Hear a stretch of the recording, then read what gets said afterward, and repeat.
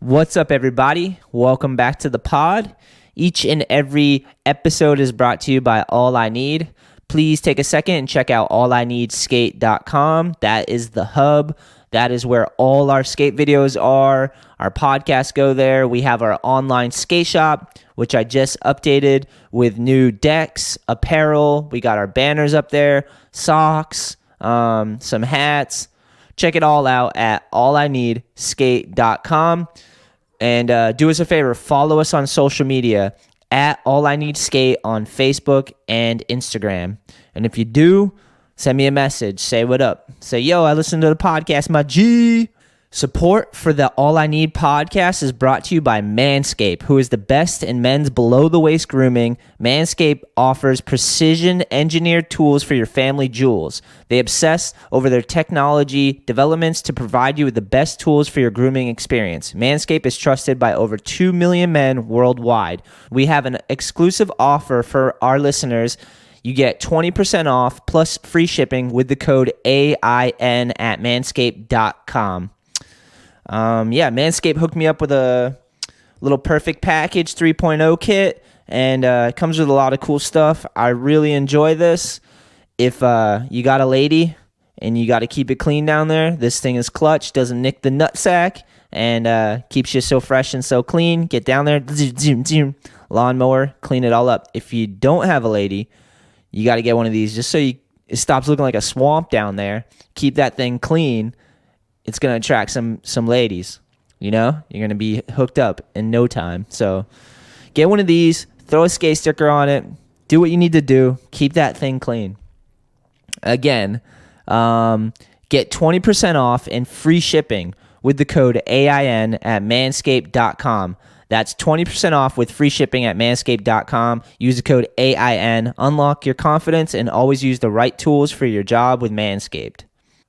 This episode is brought to you by World Industries. Please check out worldindustries.com. That's where all the goodies are. We got the decks, t-shirts, footwear, everything's up there. We're bringing back the skate team. Kevin Clem's pro for World Industries. Sean Egan's skating for us. Sammy Skates is filming and skating for us. And Andrew Soptich out there on the West Coast is representing World Industries. So yeah, World's back, man. Check it all out at worldindustries.com. And they got a hell of a deal right now for my pro model shoe. We lowered the price during the pandemic to help out and to move the last of our inventory. There's only select sizes, but if we have your size, you're in for a hell of a deal. So check out the SHETLER shoe at worldindustries.com. Cop a pair, maybe two. And that's it. I think that's it for today. That's all the ads right there, man. My guest today is Manny Santiago. Born in Puerto Rico, raised in Lowell, Mass. Today we sat down and we talked about finding balance during the pandemic, how him and his crew got closer, which is pretty epic. We talked about advice for younger skaters and kind of reminders for ourselves as to just what to do to keep it together and continually be successful at life. We talked about Manny's contest skating career, Street League, X Games, his goals on aiming at the Olympics and getting there. We also talked about filming for his new video part, California, that was premiered on Thrasher, all the ins and outs behind that video part. It's got layers, so definitely check out his video part. And once you hear him talk about it, it just adds so much more depth to his part. It's really cool, man. We talked about how his car got broken into, and then how Spanish Mike crashed his car too on the same trip. We also talked about his future plans, and we checked in with his skate shop, Skate Hop, just to see how things are going. I really enjoyed this podcast. Manny is the man. I've known him for a long time. I hope you enjoy this episode. Choo-choo-choo-choo-choo!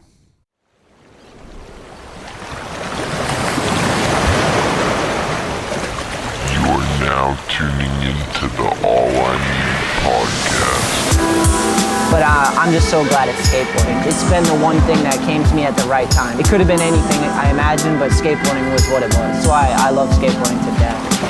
That all I need life. that's right when I found skateboarding. Like my friend showed me and I was like latched onto it because it was the only thing at that time that was really fun and like my escape. And I fell in love with it, you know?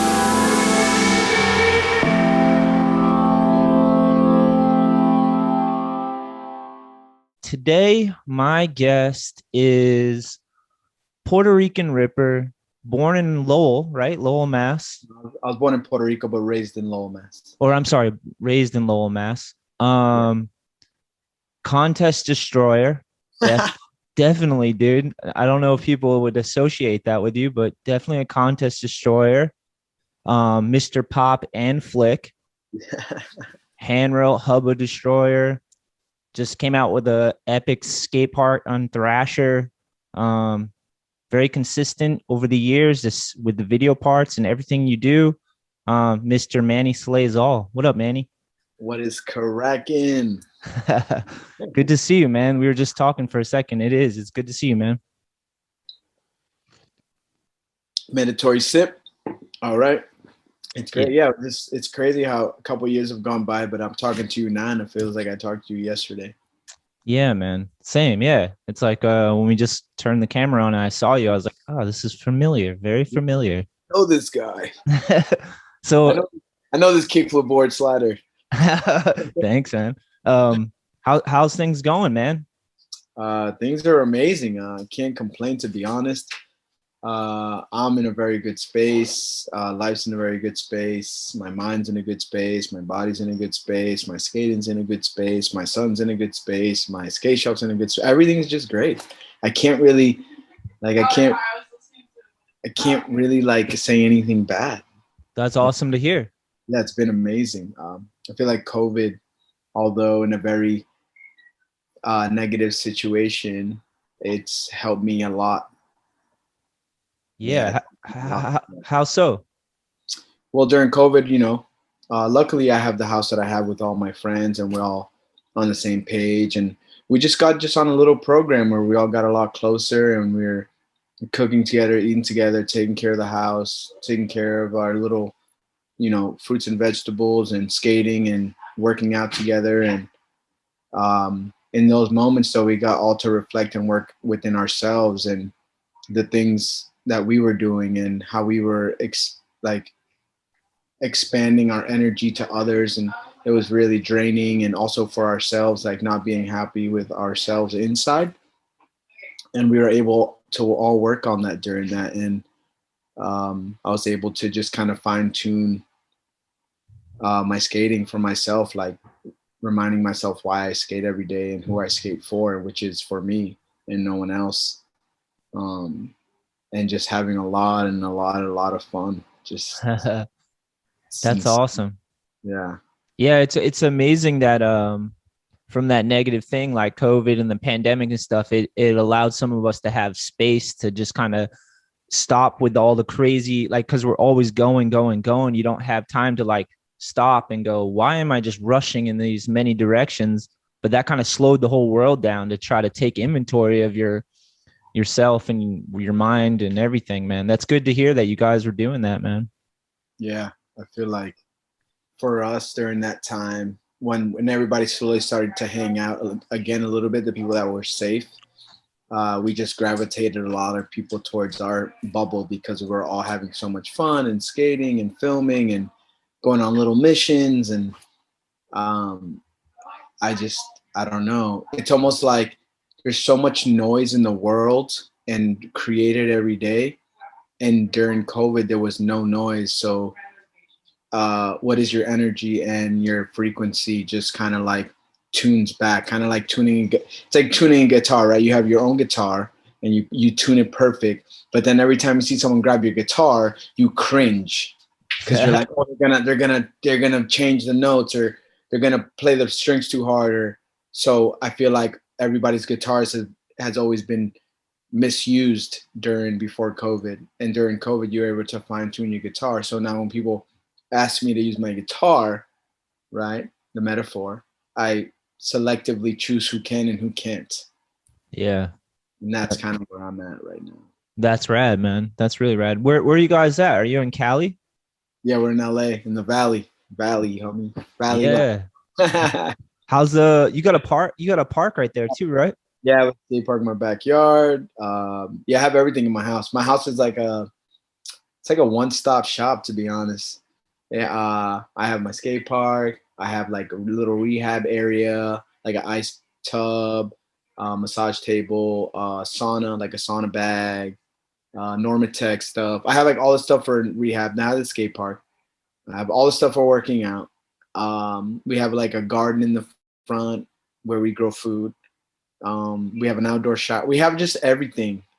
Like I have all the tools. So when I want right now, I'm building like I have a Ford Transit Connect, and I'm building it custom off-road camper. So I'm building like the bumpers off-road from scratch. So that's what I was doing, and that's why I had to take a shower because I smelled like metal because I was welding the bumper like plates, and I was just like, oh, I gotta get it, you know. So That is sick, dude. Fuck so during COVID, it'd be like, to give you an example, wake up, everybody would meet at a certain part of the house where the workout was. We do a little fun workout.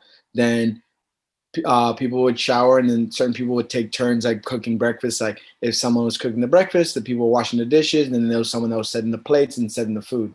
And then it was like that. Then we would all eat, and then we would watch like some type of like skate video or show or something. Then we would all go in the backyard and skate. Then we would come inside, chill, make some. Actually, no, we only ate twice. So then we would chill, watch more stuff. Then we would skate again.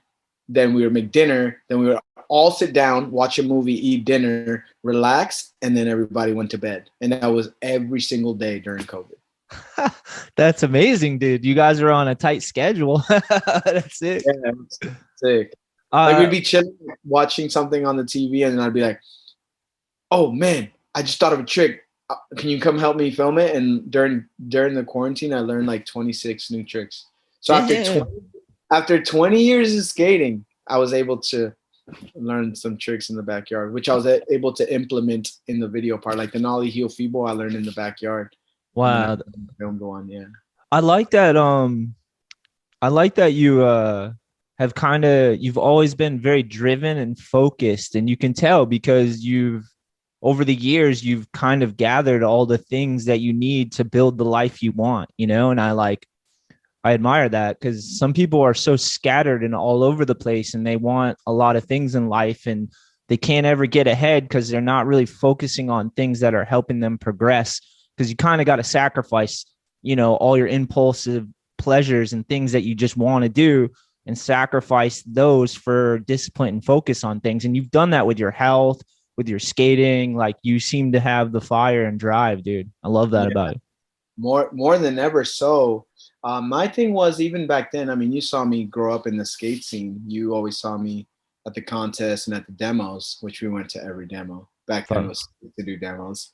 I don't know. I just always felt like I had something to prove to all you guys. And I always feel like no matter where I'm at, I have something to prove no matter where I'm at in my life. Even now, I just dropped that part and I already want to go film another one. Like I feel like it wasn't enough. And I think that just stems from like growing up in the East Coast and growing up in the industry, and also just always wanting to prove myself to myself that like I can be more. Like I wanted to always become a product of my imagination, not a product of my environment. Ooh, I like that. I like that, man. If that took like living off $1 a day in Florida during the winter time so I can skate in warm weather, then that's what it took, you know. Like I've sacrificed my whole life. Even till today, I'm still sacrificing just to be able to live the life I always wanted, which is what I'm been living for a while. So yeah, man, that's fucking awesome. And I'm glad to see that it's possible, you know. Like people, it's good to have people like you as examples. Like tighten your belt, aim at something, work, and then you get the fruits of your labor, you know. And it's been a continual rise for Manny, which is nice, man. Yeah, and a lot of people think, like, they see me now and they think like everything always has been like good and easy, but it hasn't. Like, you know what it's like in the industry, and then you get to a pivotal point, and then you get really comfortable, and then, you know, like drinking almost ruined my career. I was drinking a lot for a while in my, you know, in my mid-20s, and I almost let go of the dream again, and I had to go sober cold turkey and focus and do it again, and I'm even sober now, and it's just like It's funny that we're talking about this because so Eric Martinick, little Eric, Yeah. he's so insanely good, like so talented. Actually one of the most talented skaters outside of Dave from like Lowell that I've ever witnessed, or even like one of the most talented skaters in a sense in his realm of skating. And This is going to sound weird, but I think about Eric a lot, like in his skating, and I always wonder what he's doing and how he's doing. And I see him pop up online here and there. And I sent him a message not that long ago, just saying, "Hey," like reaching out, trying to say something positive to make sure he's good. Because I agree with everything you just said, man. yeah, he's super talented, and he had hit me up and congratulated me, and um, he had said like, "Wow, let me read the message because it's pretty cool because he's one of mine. He's like one of my little guys that I've always wanted for him to succeed." And so when I got a lot of love for the video, but there were certain messages that just hit me different than others. And Did he grow up like skating Hadley and stuff?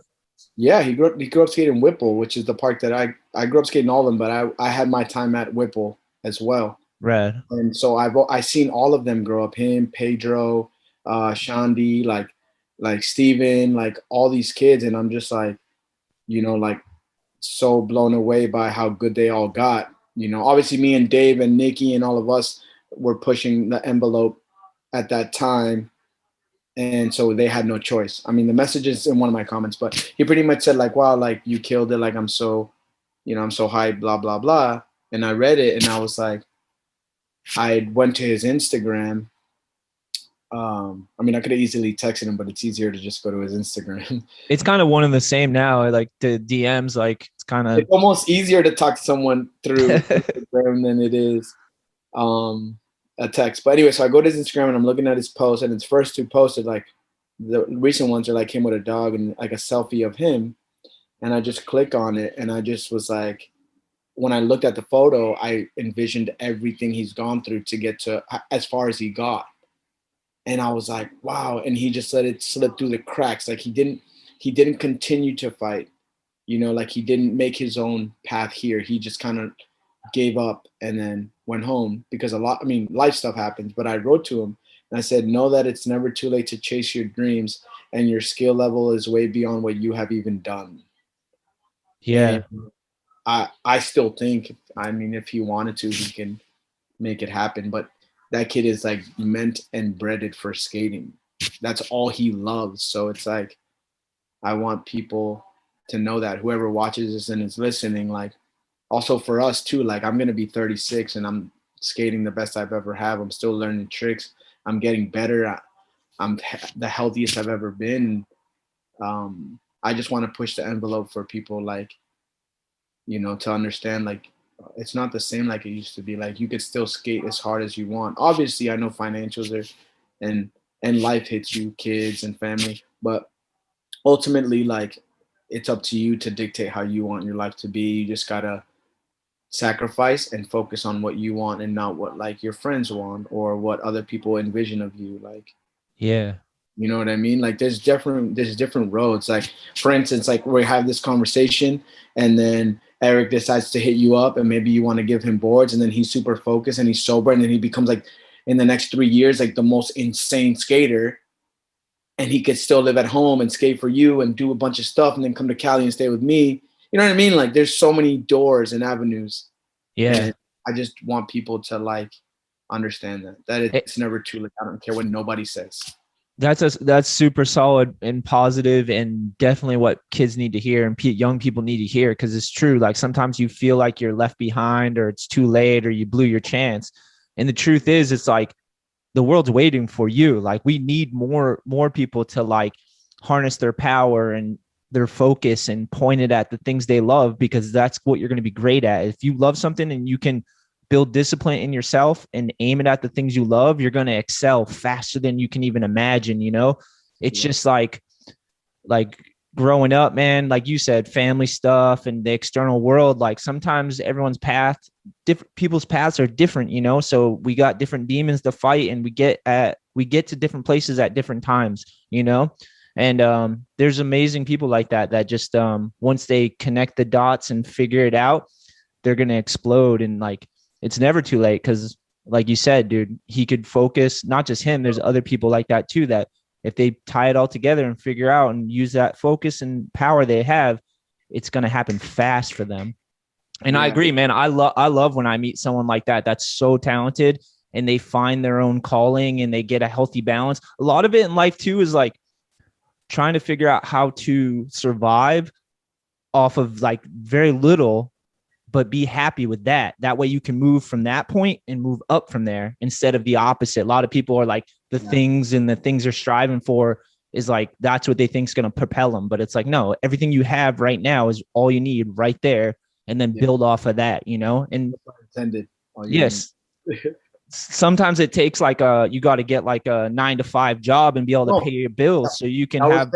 Bro, that was going to be my next conversation with you. Yeah. Like people, the expectations of making it and what they see, it's what they want, but they don't understand that, like, bro, when I was living in Florida, I was working 2 jobs a week. Like, I was waking up at 6:30 in the morning to work at a bagel shop till 2:30, and then I was replacing windows, like hurricane windows in mansions. So like you see an image of something, and it's not that. Like, there's only the 1%ers in skating that make the real money, but even them, they had their own struggles that we've never even heard of or saw. Yeah, it's just people are like, oh, well, I'm this good, so I never have to work, and it's like, yeah, I mean, at some point you have to work at least a little bit, like, so you can eat food. Like, you can't just be good and expect things to happen for you. You need you need to understand that. Don't expect anything from skating, and then you'll be happy in that road. It's when you expect, like, oh, I'm gonna get this good, and I'm gonna get this check and this sponsor, and you don't, and you get let down, and you start to hate skating, and then you forget why you started skating in the first place, because it brought you happiness, it brought you center of gravity, it brought you your oasis, it brought you presence, it brought you being present and creating a family within your friends who skate. And I feel like, you know, like, I can go on and tell a million horror stories that have happened to me, but that's not going to do anything. All I could say is, if you set an expectation for something, you will always be let down regardless of the situation. Like, yes, the idea of like, oh man, I hope this happens, but don't give it emotion. Don't tie something to it, because then over time you start to create like a resentment towards it. And that's not why we skate. Like, yeah, it's nice to have a house. Yeah, it's nice to have a skate park, to live a lifestyle, to do what I want every day. But like, this is all from sacrifice. But even if I had to work a 9 to 5, I would still skate just as hard. That's not going to change. Yeah. Agreed, man. That's not going to change. I'm sorry. Like, once I've met my goals, then maybe I'll be like, oh, you know what? Like, I don't have to go kick with Crooked 12 stereo today. You know, like, that's for the next guys coming out. But I have, my goals are to push, my ultimate goals in skateboarding is to push the limits of skateboarding in general, but also for as long as I can, so that people realize, like, whoa, just because I'm 35 doesn't mean I can't do it anymore. I want the 35 and the 34, the 33, the 31 to be the new 22, the new 21. Like, it's how you see life and what approach you take to getting everything done that you want, like a healthier lifestyle. And yeah, like, bro, I like to party. I like to have fun. Like, when I'm not super sober, like, you know, I have my drinks and I go out and I'm out till 3 a.m, but it's so far in between that I'm okay. It's when you let that take over your life that it ruins it for you, or you trying to change yourself to impress other people, and then you lose yourself. And that's where the mental issues come in as well. Like, you start to question who you are and why you do it. And are you good enough? Are you a good person? Are you a bad person? Like, bro, just be ultimately you. Yeah. I haven't changed since day one. I know I'm loud. I know I'm crazy. I know I'm very emotional. I know that just like I can be the life of a party, I can also be a drunken asshole. Like, but I'm not going to change. I'm going to work on all those little things so that I can become the best version of myself. But I'm not going to become a cool guy just because so that whatever cool guy wants to be my friend. No, I want to be friends with the guy that wants to have a good time, go skate flat, and then chill and make food. I'm not trying to, like Yeah. people ultimately lose themselves. And then when by being yourself, you gravitate people just that who are like you around you, and then you guys feed off each other, and that energy's crazy. Yeah. And you don't have like all those insecurities because you're not trying to be something you're not. You're just you, and the people around you will accept you for you if it's Yeah. authentic, you know? Be a dork and be yourself, and you're not like, oh fuck, did I say the wrong thing, or was I too hyped? Yeah. No, bro. Like, sorry. If you do something sick, I'm gonna give you your roses while you could still smell them. I'm gonna be Yeah. loud. I'm gonna say that was crazy, and I'm gonna give you a hug. And that's just me. That's me in a nutshell. I'm not gonna change for no one. And I realized that forever ago. Yeah, yeah, you've done a good job of that, to be honest, man. Like you were always you stuck out because you weren't a shit. You weren't trying to be cool. You were just being Manny. And I think that's turned people on to you, which is Yeah. good, man. You're able to do that.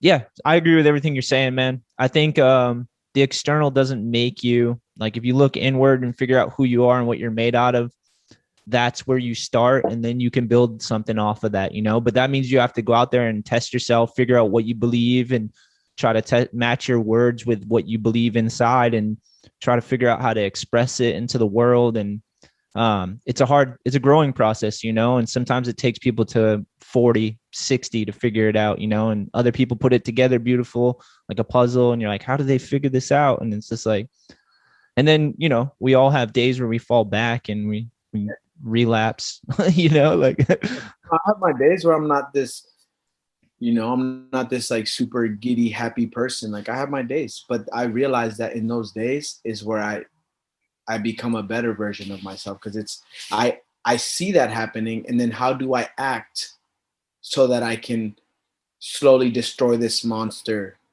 or this energy, right? So I started doing these. Well, I've been doing it for a while, but I built an outdoor shower, only cold water, only cold water. So when I feel like hot and flustered, or when I feel like I'm super down, I just go and take a cold shower. yeah, It resets your emotional system. It resets um, your thought process, but it also helps. It helps speed up your metabolism. It does a lot of stuff. So I found a little like loophole in how to like do that. And I realized, when I sit back, I go, wow, like life is great. I got to stop chirping, or I yeah, got to, maybe this is some energy that I don't want. So let me go take a cold shower, like, yeah.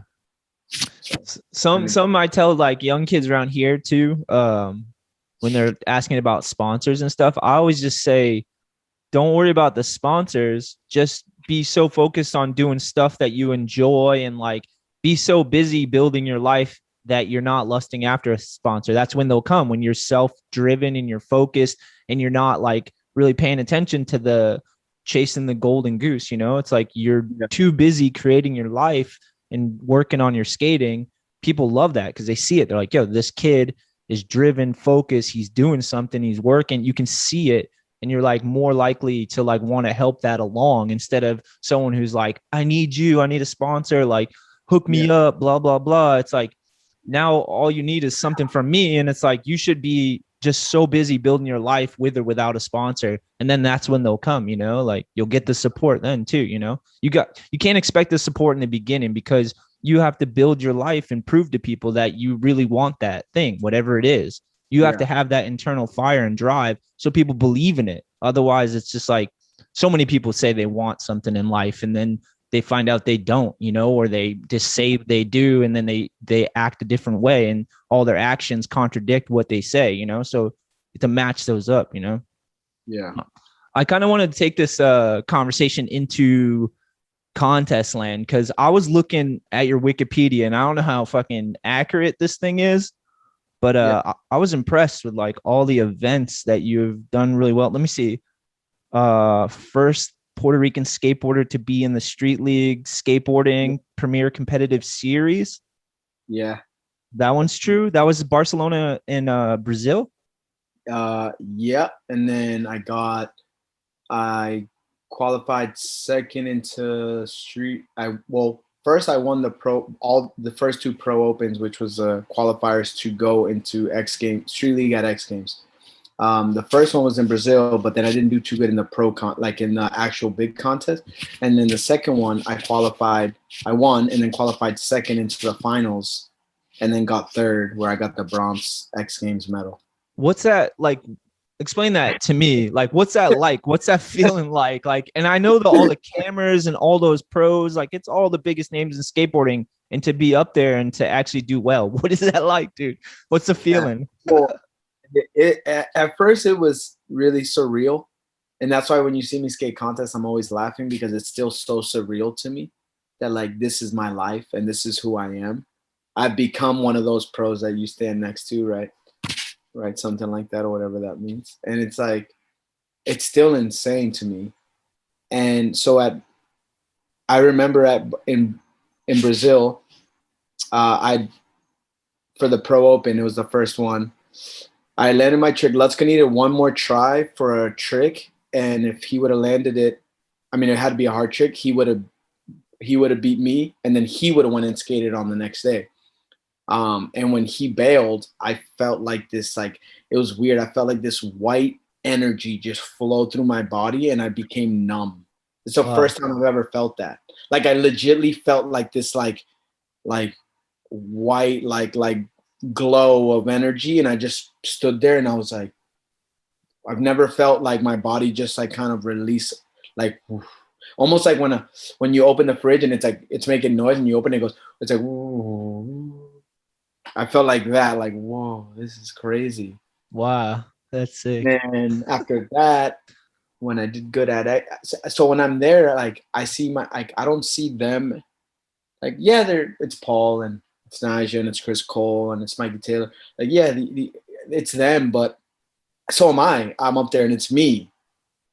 And I remember in order to get the bronze medal, I had to it was me and Malto were third, fourth, but he was in fourth. Or I was in fourth. And I remember I had only one more try. This is crazy story. I had one try and I look at Chris at Cole and I'm like, bro, what should I do? And he's like, because we talk up there. So he's like, dude, he's like, Barrier Hill 5-0. And I'm like, okay. I'm like, I don't want to do that though. He's like, bro, you can do every try. It's Barrier Hill 5-0. And I'm like, okay. And then I look out and then I think Costin was like, Barrier Hill 5-0. And I was just like, oh my God. So I throw my board down and I just do nollie flip back 50. Oh, dude. And then I land that. And then Malto had to get like a crazy score and he fell. And then I got third. And then that was crazy. And I remember like going over to Costin and Costin like give me dap. And like, I was like, wow, this is like, okay, like it's Paul crazy, Chris Cole crazy, but this is Costin. Like, this is like Jesus to me, you know, like I'm like, oh, the Almighty.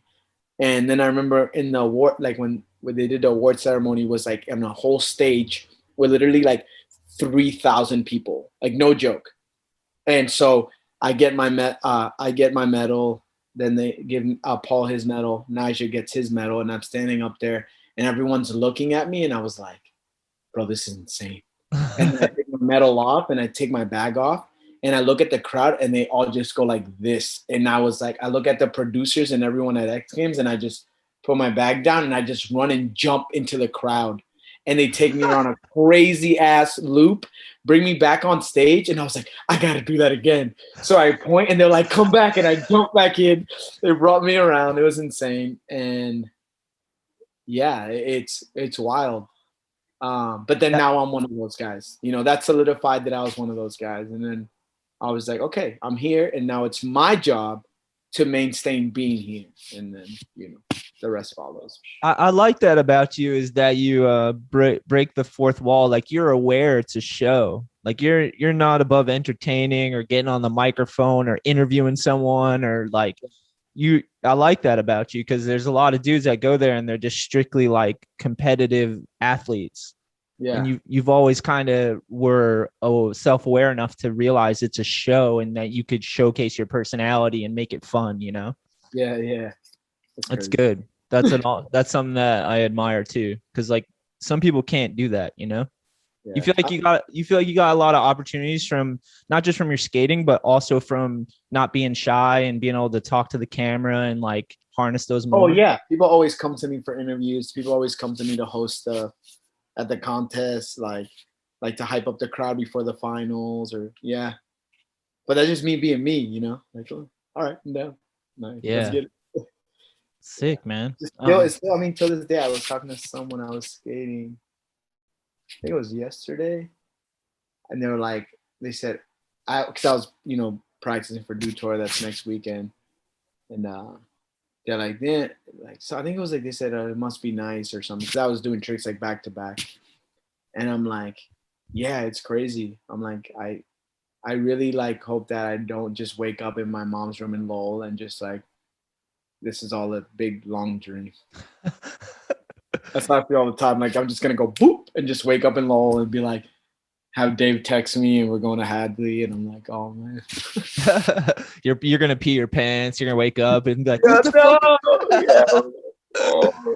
I did that one time. One time I was sleeping and the curtains were back, and it was a really hot day out, and I was sleeping with the window and the sun was coming in. It was beating down on me, and I was having a dream that I was like in the jungle and it was super humid, and I like moved some branches and I found like I think it was a porcupine. This dream was a long time ago, and I started pissing on it, and then I woke up in the middle of the dream and I was pissing myself, and I just like, it was such a warm one that I was like, I'm just gonna finish this off, dude. You finished it? You're a psycho for that one. It was too late. I already got like half through and I was covered in piss in my bed, and I was like, fuck, but like I'm just gonna finish this out because it's comfortable, you know. You had that come out of me, dude. You're fun to talk to. So That's so funny. You know what happened to me one time? Now that we're in this conversation, I was the same thing. I was like in a dream somewhere, and I was just like, I think I was in a dream and I was pissing, and then I just felt, but when I was pissing, my legs got hot, right? But I'm standing up. So I'm just like, oh no, I'm pissing myself. When I woke up out of the dream and I was literally pissing myself.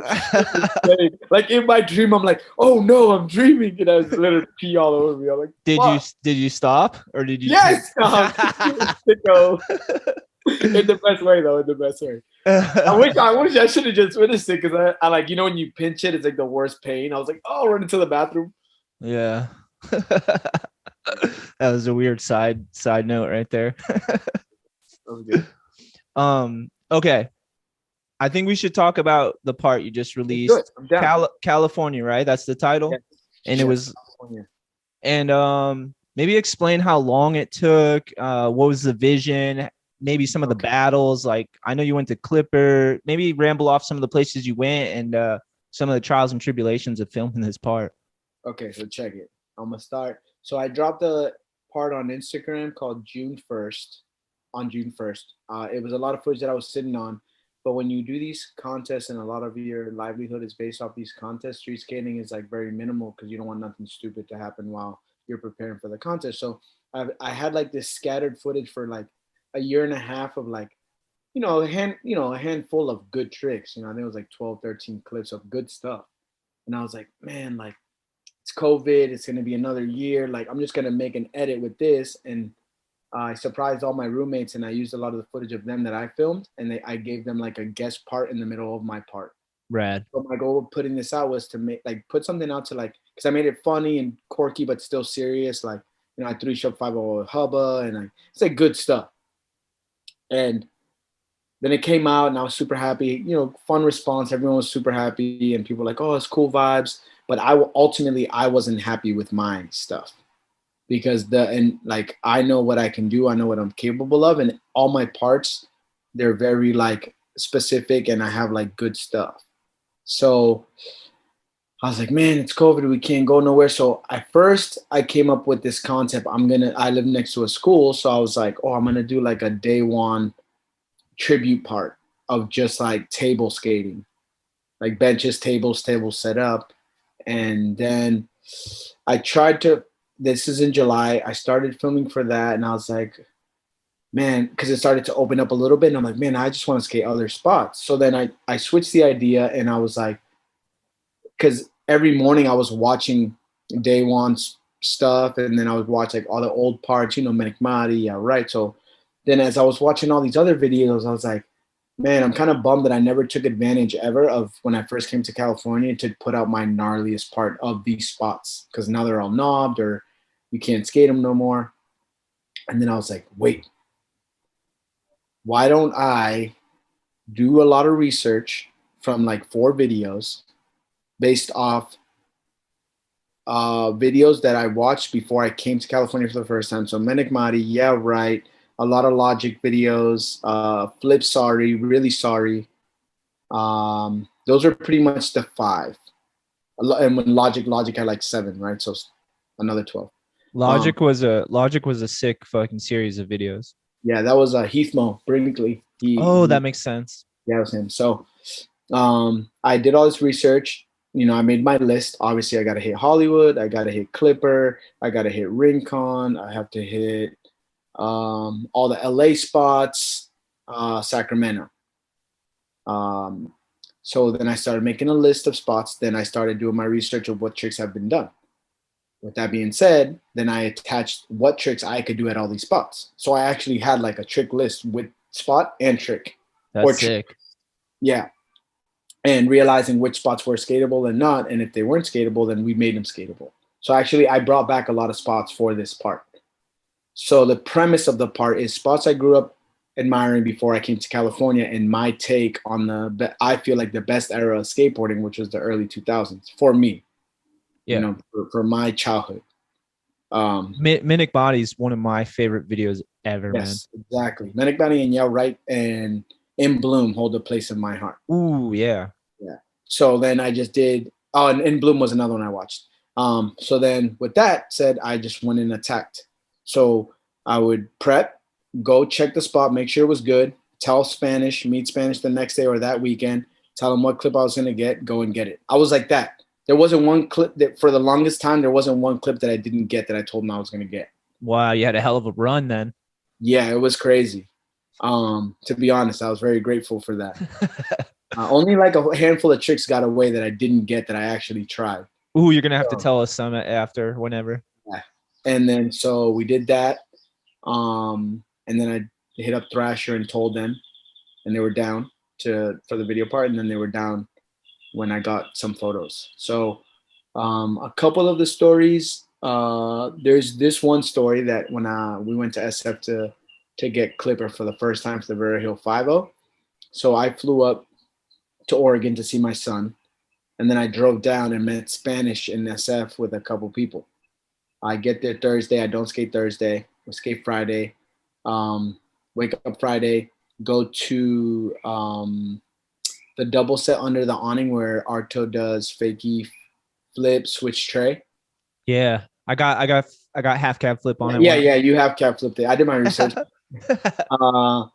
And then so I go there, and I within the research that I thought, I didn't see anyone 3 shove it. So I did nollie flip, no push 3 shove just to pay homage to Arto. I even wore all black with white shoes just to kind of. No, I did that in the part a lot. If you watch, there's like a lot of things that I did that you pick up on after you watch it a bunch of times. Oh, I'm rewatching it now then. Even like the way things are filmed, they're filmed exactly to a T, like the clip that I watched at that spot. Ooh, wow, nice. Yeah. And then so get that, and then we go to Pier 7, but there's wood on top and it's super loose. Like the boards would pop up. Yeah. And then I was just messing around. I'm like, maybe I can get some on Pier 7. So I ended up doing the front shove nose main nollie tray with the pigeon going through. Yeah, that was a sick clip. Thank you. I've never actually done that trick. That was the first time I ever done it. So I was super hyped. I kept trying it, but then I realized that one, the pigeon was in the shot, and there's no way I can remake that. So I'm just going to keep this one. Yeah. Then the next day we go to Sacramento. I skate the downhill rock manual pad where Jerron does a nollie laser flip manual and skate more. Yeah. End up doing fakie 3 shove switch manual. Then we go to the speed bump rail where Paul skates in Bloom. He does nollie crook, switch from board. So I do front shove feeble. Then the next day we go back. The next day I go to Clipper and do Vera Hill 5.0. So I get all these clips. Everything's cool. Mike's car got messed up, and we had to stay an extra 4 days. So his car was in the dealership. So we had to check out an Airbnb and then check into a new Airbnb that I got in the actual city because we were staying in Daly City, I think, or Oakland. We were staying somewhere that way, like near Fremont, that way. And we go to one of the parks, the park with the full houses. Yep. So we go there chilling. We're just vibing. I'm drinking a Truly, listening to some Lauryn Hill, having a great time. Ooh, Lauryn Hill. Yeah, I was with little Johnny. Johnny was on the trip, Johnny Hernandez. And he went to the store, came back, forgot his ID, so went to the store. When he came back, he came up to me and he's like, yo, your window's broken. And I'm like, my window's broken? He's like, yeah, your window's broken. Mike overheard, but he was trying to tell me like quietly. Mike ran to the car. When I looked, though, I saw the window was shattered, but the car was it was like maybe 25 feet from us. We didn't see nothing, didn't hear anything. Mike runs back. He's pale white. He's like, it's gone. It's gone. I'm like, Mike, what's gone? I need you to calm down. Like, I honestly need you to calm down. He's like, no, it's gone. I'm like, what's gone? He's like, the backpack with the hard drive, all the footage is gone. Oh, man. And I'm like, okay, like, but you're like about to die on me, so I need you to chill out. Like, the cameras are there. He's like, yeah, the cameras are there. I'm like, so everything's okay. We'll just refilm everything. He's like, no, dude, look, my bad. I should have grabbed that. I'm like, Mike, it's okay. Just relax. I need you to relax. And then we get in the car. I call the place to fix the window. No one, by that time it was like 3:30. So nobody, everyone was like, no, it's going to be late. Like, we can't. I call the guy, phone hangs up. Call the same guy, phone hangs up. I'm like, shit. So I'm driving. The guy calls me back and he's like, hey, like, what's up? I'm like, oh, I need my window fixed. I'm not from here. I just got robbed, like, whatever. And he's like, I can't. It's too late. We could do it tomorrow. And I'm like, dude, I'm not from here. Like, I can't just leave my car, no window in the city. Like, and then he's like, oh, I can't. Hangs up. Then calls me back again. And he's like, all right, we could do it. Just give me the address and we'll meet there. So then I gave him the address. I asked Mike, what do we need that was in that bag? He's like, well, the 2 chargers for the batteries are in that bag and hard drive and memory card. So we go to Sammy's, get one of the chargers, hard drive, memory card, then go back to the Airbnb. The guy meets us there. He's fixing the window. We're inside. We're unloading everything. And Mike comes back inside and he sits down. And he's just like kind of like in his head. And I'm like, Mike, like, I need you to calm down. Like, if I'm going to get all these clips before we leave, I need you to calm down. He's like, no, it's not that. He's like, I just crashed your car. Oh, my God, dude. Oh, my God, dude. So I'm like, you're kidding. He's like, no, dude, I'm so sorry. So I go outside and he's behind me like, I'll pay for it. I swear. Like, I'm sorry. And I look at the car and like the bumper and the fender. And I'm just like, I just start laughing. And it's starting to rain. And I'm just like laughing like a madman. Like, this is crazy. Like, oh my God. And then Mike's like, I'm so sorry. I'm like, Mike, it's okay. It's just a car. Now, when I look at this scratch and this dent right here, like, I'll just think of this moment and I'll laugh. We go back inside. He's still freaking out. I'm like, all right, for the last time, I need you to calm down. We're going to chill, get food, relax, go to bed, wake up early, 7:30, and start the list. He's like, all right, wake up 7:30, out the door by 8, drive to SAC from SF, which is like an hour and a half. Go to the manual pad, do fakie 3-shove manual again, and better than the first one. Then I remembered that Paul and Jeremy skated it in Time to Shine, and Jeremy does nollie 180 heel manual face shot, and it looked cool. So, all right, like, I'm going to do 3-shove nose manual to complement that trick. And he's like, all right, bet. Do 3-shove nose manual. Go to the hat store, buy an SF New Era. Then go to the camera store, get the other charger. Go to the San Juan rail, do front shove people again, and better than the first one. Jesus. Then go to the Folsom 11 stair where I do the varial heel.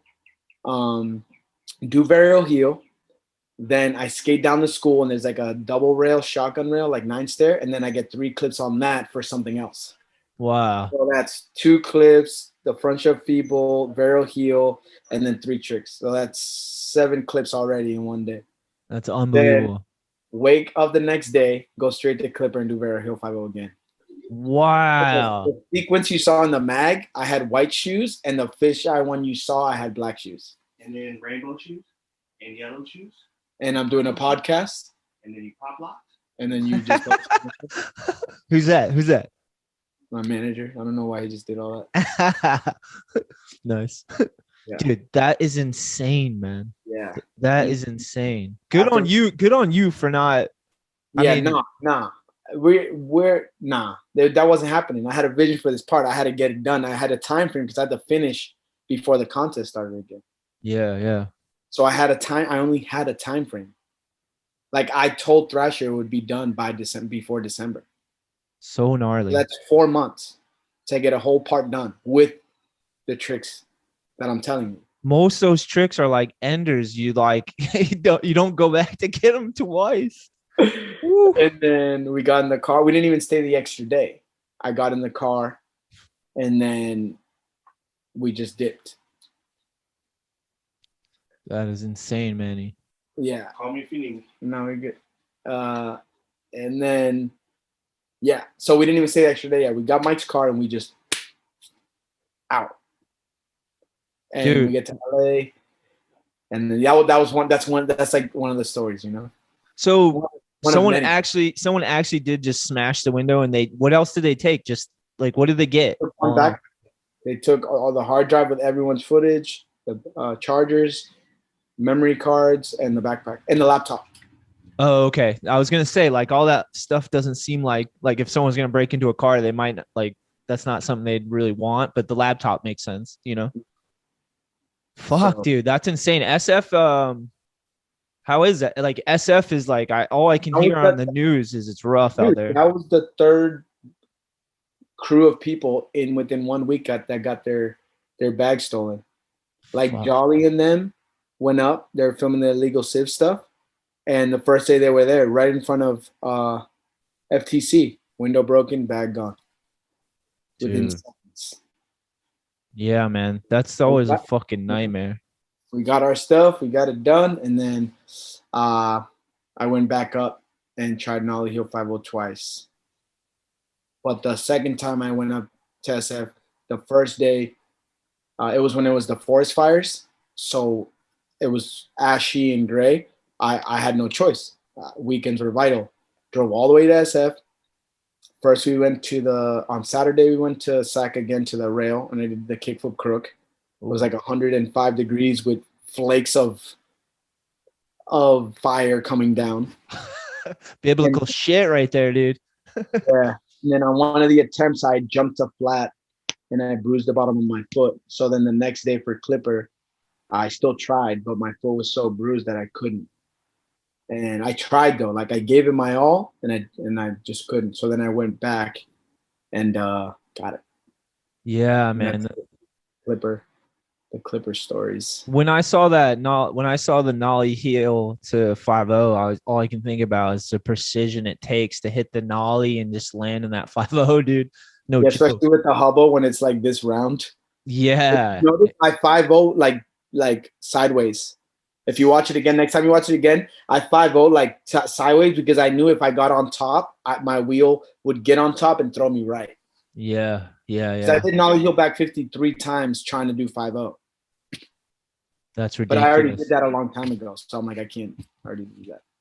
Damn, dude. So you put a lot into this part then, for sure, dude. Yeah, like the song was made from scratch to complement the type of music in the early 2000s. The intro was paying homage to Yao Wright's intro. Yep. With the nollie flip slow-mo, even the captions. Another one is the nollie heel nose is complimenting Costin's nollie heel nose on Wilshire. Yeah. Same Fuck yeah. exact angle. I even wore green cargo pants like he did. Yeah. The line at that spot, the back nose grind, tray flip, nollie flip nose, was to compliment Paul. Paul does switch heel over a can, switch 50180 on a bench, and then nollie front board, and then he does nollie nose grind. So I did back nose grind, tray flip, nollie flip nose, and then nollie heel nose to compliment Paul and Eric because they're like my biggest inspirations, you know. Yeah, Damn. man. And Scott Kane. Ooh, how good is Scott Kane? Was one of the best, dude. Dude, are you kidding? Like I'm invested in Highland Peak Co., which is the water bottle company, and that's him and Nisai Sal. So we're like boys. Yeah, they sent me a package a while ago. I was like, I got some of their stuff. Yeah, I just text him like, "Hey, what's up, Scott?" I That's told so him, I'm like, sick. "Hey, I got some tricks in this part, especially for you." Like the heel flip nose grind on on the University High Rail, that was for Scott. Hell yeah. Yeah. Damn, that's so sick, man. That was a good idea for a part, man. And I'm glad that you didn't let the fucking external world stop you. No way. And even like the intro at Silmar, that Silmar section is paying homage to Justin Eldridge. And yeah, right. The B roll and the song and the way it's edited, like how his was in when he skated the white rail in Santa Barbara. Yep. He does like he does like 5 or 6 tricks, including pop shove and nose grind. Yeah, that's all. It adds layers. It adds layers to the part now. So like now I have to go back. I think I picked it up subliminally, like watching it. It was like very familiar. But now knowing all this, I'm gonna go back and just see the layers of everything you've added into the part. You know?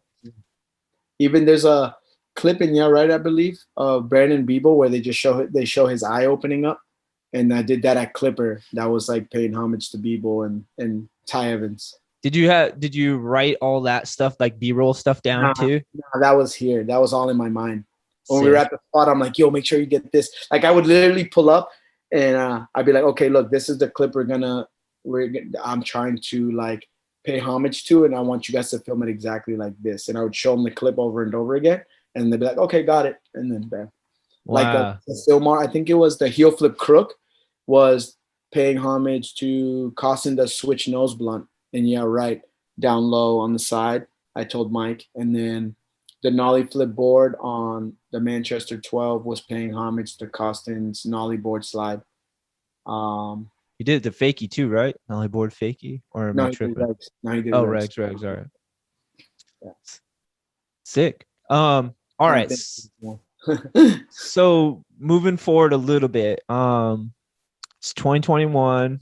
What's on the horizon? Like, what are some things now you got this part behind you, like contest, street skating, maybe just life stuff, any trips? Like, what's going on rest of the year, you know? So we have Do Tour in Iowa next weekend. Then we That's have 4 days off, and then we have the World Championships, which both of these are for Olympic qualification rankings, and then we have the Olympics at the end of July. where is the qualifier? Well, the Do Tour counts as a qualifier by Oh, rankings. You get points, and then the second one is in Italy. I've never been to Rome, so I'm excited. wow, that's in Rome. Yeah, so I'm going to Rome for the first time, and then after that, going to Japan for the Olympics, and then directly after the Olympics, we bring back that gold. You know what I'm saying? Choo, choo, choo, choo. Might have to fly to Puerto Rico and do some press, but then when I get back, trying to manifest all this stuff. No, Uh, definitely. I want to go on a short little trip with like Paul and Mike, just like for like 3 days, and my girl Christiana and a couple of the guys. Just go on a trip, just kind of deflate, decompress, and then I have to go to Woodward for a week with Sheckler. Then I'm back, and then we have a contest September 4th for the Backyard Skate Battle, which is a new contest series that started. And we're gonna have a contest Mexico City, September 4th, and then I think Street League's gonna have some more dates, so then we have Street League. But so I have another goal before the end of the year. I want to film another part.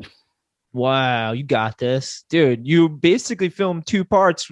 We're working on your last one. You had to refilm all the motherfuckers. It's amazing, dude. I didn't think of that. Well, now this is the thing. Now I get to skate all the spots that I wanted to skate that are popping up. For this part I couldn't skate no new spots. Yeah, true. So like when I did the laser flip down that Hollywood double set, that's like a OG double set. I had to go there and like do some stuff to move the tables. Yeah. So like, now there's all these other spots I want to skate. So I'm already creating a trick list and spot list to go and film. I want to put out another part for the end of the year. Dude, I want 2021 to be the year of the street parts. yeah, that's amazing with everything else going on with the events and contests and stuff. Get it all out while you can, Manny. Don't leave anything out there, you know, get it all out. Nah, there's just a lot. There's a lot of energy. Like Paul's been skating again a lot, and he's got a project that he's putting out. That's crazy. Like my energy when I finished my part, because he was around for everything, then it transferred to him. and now he's got this crazy energy street skating where he's getting like crazy shit too. And then we're going to the Olympics, and after that, we're gonna have this energy together where we're just gonna be contest street skating, and just like, yeah. How does the Olympics work? Like, how many people on the team? Like, if you go and skate in the Olympics, who are you skating for? Are you skating for Puerto Rico? Wait, Puerto Rico is part of the U.S., right? No, but we're a territory. We have our own Olympic team. So okay. I'm representing Puerto Rico. Yeah. So it's the top 20 skaters overall, but with 3 skaters from each country. So if there's like 4 US skaters in the top 20, the fourth one doesn't count, so the next person moves up. So Yo, how crazy is it that you're gonna go to the Olympics, man? What the fuck, dude? Little kid from Lowell, bro. That's what I'm saying. Puerto Rican from Lowell, just all of a sudden do the Olympics. Yo, just us talking about it is like kind of like giving me the chills right now because it's starting to sink in. Like, I know the Olympics are coming, but just like thinking about you being there is like giving me the chills a little bit, dude. What's crazy is when we do that interview about me getting gold. That's the crazy one. Yeah, right. Dude, that Wheaties box, bro. I'm loving it. Get that Goya deal. All the beans. I get all the beans, all the can of beans. Here's what you do. I got it, Manny. When you win the gold, we melt that bitch down and put it in where your tooth is. Like, get the Olympic gold in the front. You know what I mean? Get a tooth. Wow, and I always have it. Dude. We just figured this shit out right here on the show, man. Hey, I have to do a little customization. My medal will have like a little piece missing, like a tooth. Like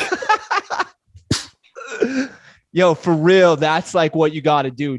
You'll never live that down. People will be like, yo, he's got his Olympic medal in his fucking tooth, dude. Yep. Or like, let's say if the medal comes with a housing, and then the housing has some gold medal, like, you know, like a little something else. Yeah. I'll melt that down so that I have a piece of the medal. Yeah. So I don't disrespect. Yeah. So I don't disrespect. But yeah, but the medal, you don't have to give that shit back. That's yours, right? You keep that. Oh yeah, that's mine. You can do whatever you want with it, bro. And it's not disrespectful. If you put it part of your body, you're part fucking gold, bro. You're USA gold all day, or Puerto Rico gold. We are gold. Watch it. Don't be trying to steal it for the USA. I'm gonna claim it for Lowell either way, bro. But good lucks, dude. Hell yeah, man. We got that, and then I've been working. So after that, then when my girl Christiana Means, she's an insane girl. She's a skater. She's an insane skater, but she's a female. She just had surgery on her ACL. She's super good. She's killing it right now. Her rehab, like destroying it, like so good. She's so strong. So that's amazing. Like the resurgence of women, or like the beginning of women, like becoming in skateboarding and like making it their own, and like that whole thing is amazing. Yeah. So then after I get back from the Olympics, we're gonna work slowly getting her to film her part. So we're just gonna, get her in the streets doing some wild shit. You know me, I'm gonna put her to do crazy shit. Push the envelope. Dude, she's hell got it, bro. She's got it. She's got it. Like it. So we're gonna work on it, and then have her be one of the girls to also push female skateboarding, like the level of it, Yeah, definitely, man. Okay, so before we go, maybe who are your sponsors? Who are you representing right now? Who's helping you out? As of right now, dead ass, if I can even say it like that. Sure, you can. I'm only on Diamond, Grizzly. Actually, I got some stuff. Diamond, Grizzly. Then I got Highland Peak, Black Plague Brewing, which is our beer company that a lot of us have that we're invested in. Jordan, right? Jordan's part of that. Hofford, Just Live CBD, and that's it. Got no board sponsor, no wheel sponsor. Get ventures, but nothing crazy. So that's it. Yeah. Right now I'm a clean slate. I'm just having fun skating, putting stuff out, and enjoying skateboarding. Like I'm just skating with my friends and having fun. Whatever happens after that, ain't worried about it. Yeah, like everything we were talking about, you're doing it that way. You're putting skating first and letting that dictate your life, and that's the move, man. That's the right move. That's all I need. That's Amen, dude. For real, Manny. All right, another side question, weird one, but are you into any sports outside of skateboarding, like watching or doing them? Yes. Big boxing fan. Love boxing. Basketball. Ooh, let me derail you for a second. If you had to pick yourself as a boxer, which boxer would you be? And basketball player, actually. If I had to pick myself as a boxer, and I don't think I'm just saying this because we have the same name, but I'd definitely be Manny Pacquiao. Nice, dude. Just Savage. because like his story's so ill, and like I really love his work ethic and like all the stuff he does. Like he does a lot of stuff people don't see for the Philippines. Like he does a lot of give back stuff. But I just love like he's awesome. Yeah. I mean, I love a lot of boxers. Like Aristotle Lara is a good boxer. Floyd Mayweather obviously is like one of the best. So good. There's this guy Caleb Plant who's super dope. He's the guy that's probably gonna fight Canelo Oh, okay. in September, give or take. But I like him a lot. He's dope. He's a beast. Look out for him. All Caleb, right. yeah. He's a champion at 160, I believe. Yeah, 160. I'm also been getting into UFC. I like UFC now. Not so big on the grappling, but I like UFC. And as for basketball, if I see myself as a basketball player, who that would be? I don't want to, you don't want to always say like point out the obvious because, you know, there's like the main names. So I'm trying to think of like. I'd be KG. Just throwing it out there, bro. Kevin Garnett. Yeah, no, he's a beast, bro. I'm trying to think. I'm like a Russell Westbrook. Ooh, nice. Scrappy, like fast. Strong, in your face, but also like like a Westbrook. I can see that. He's explosive. He's strong. He don't take shit from nobody. Yeah. That's one of the things I like about him. Like, he don't care. Like, he's gonna be 100. He'll push the ball right through and just get it done. Whatever you need done, he'll get it done, dude. Yeah, crazy. But yeah, I would say those are my. How's things with Skate Hop, man? Oh, my shop is good. Everything's great. Actually, wearing it right now. Yeah. We're dropping a collection tomorrow. Our first full apparel collection drops tomorrow, which is pretty rad. You can check it out on Instagram, on the website skatehop.bigcartel.com. We have like jerseys, shirts, all different color shorts, like apparel made, like super nice. We got hats, socks, new boards dropping, fanny packs. Yeah, everything's good, man. Like super blessed. Like my boy Fico's, I never question or ever worry about any decision he makes because me and him are like here, you know, like eye to eye. And, you know, I wouldn't have Skate Hop if it wasn't for him. And we have a family and a bond there that can't be replaced. So How long has it been with the shop? we're going on 7 years. Wow, that's 7 sick. years. The company as a whole, the shop will be 5. That's sick, man. Yeah, we survived Maria. We survived Hurricane Maria. We survived COVID. We survived all the politics of skateboarding. We survived it all, baby. Yeah, Get rid man. of the Puerto Ricans, baby. Yeah, man. Well, dude, I just want to say I'm super proud of you, man. Just knowing you since a little kid and just watching your progression and knowing your backstory and just seeing that you've got the determination and the positive vision and you're still growing, and it's inspiring. So please keep it up, and I'll try to do the same, and I'll ride off your fire too, you know. Yeah, I ain't going nowhere. People are gonna have to get sick of me, you know what I'm saying? I'm not going nowhere. I'm not. I'm gonna be here. When I decided to be here, I'm here to stay. And by all means necessary. Like, you know, I feel like I owe skateboarding that. Hell yeah, Manny. Thanks again for coming on the show and just doing all you do, man. Yeah, no worries. Thank you. I hope everybody out there that is watching this or listening to this Just remember that tomorrow isn't promised today. Be grateful for everything you have, and just try to be as present as you can, because you can't live 2 hours from now, right now. So just love more, hate less, create more, get off your phones, stop listening to this after you listen to the whole thing, and go skate. Nah, I feel you, man. Well said. All I need